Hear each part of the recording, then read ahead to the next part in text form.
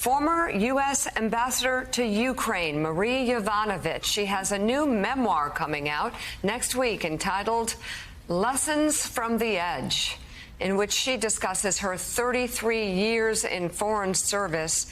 And we appreciate your coming on the show this morning. We'd love your insight on the situation in Ukraine, what you think is possible in terms of getting the Ukrainians what they need without triggering a world war.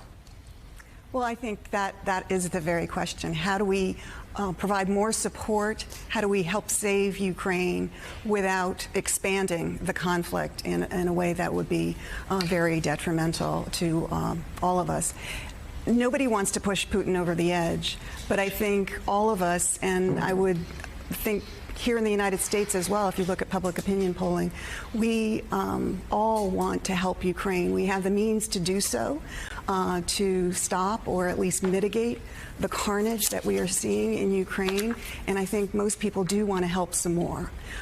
So I think that is a really important thing. And what we can't do is let Putin set the conditions for this conflict. He is in a country that is not his own, that he invaded, that the Ukrainians did not invite him to come to, as you just heard Zelensky say. He's not even acknowledging that there's actually a war there, so we cannot let him set the conditions. There is risk, and we need to mitigate that risk.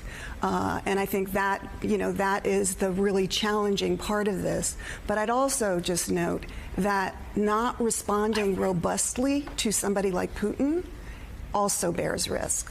We saw that Putin invaded in Georgia in 2008, in Ukraine in 2014. He got away with that, and we can't let him get away with it now.